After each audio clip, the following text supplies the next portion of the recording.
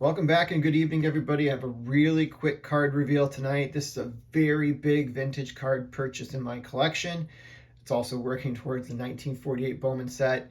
I'm going to argue that this is the most beautiful card from the 1948 set, period, but definitely of the Hall of Fame players. Much of the love and attention goes to the rookie cards, and there's definitely some big rookies in the 1948 Bowman set, with Stan Musial being the primary one, but also there was Warren Spahn and Yogi Berra.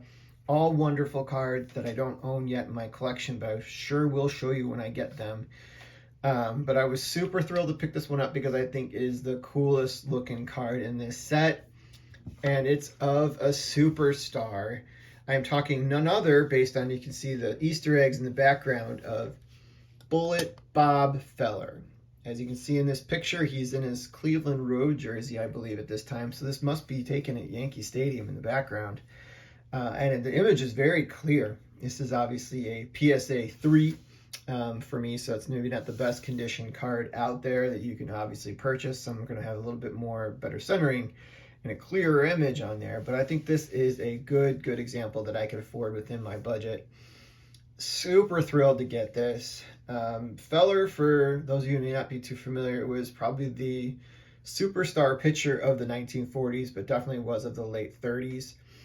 By the time he came back from the war, he definitely still had some solid seasons in the late 40s, but by the time they hit the 50s, he was starting to wind down. Missed some big seasons because he was in the Navy for 3 seasons, from 42 through 45.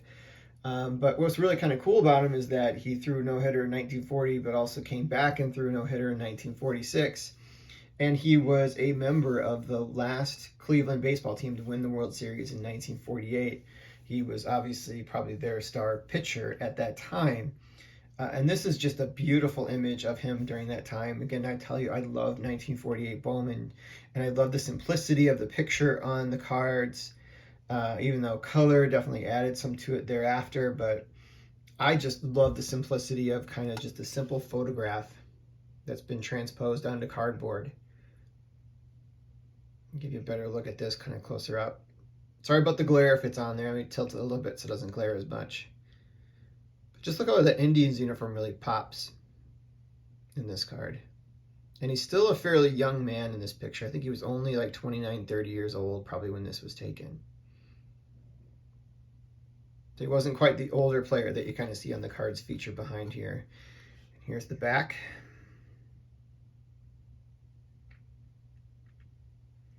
You see he had the single game strikeout record for a long time.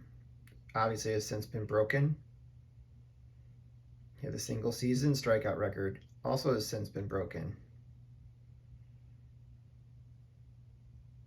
His name is not usually up there with the all-time great pitchers.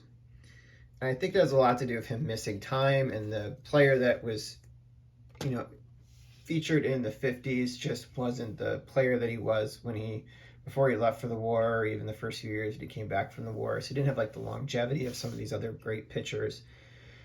But in his time, he was super dominant.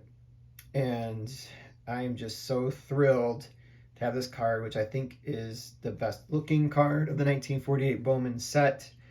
I would love to see, people make other recommendations. If you debate it, if you feel otherwise, please put it in the comments or just send me a quick email, which will be in the description. Have a wonderful weekend. I'll be back later this weekend. I got some more stuff in the mail to be able to show off and discuss, but this is the one that needed a standalone video because of its importance in the set and just how much I love this particular item. You guys have a wonderful evening and enjoy your holiday weekend.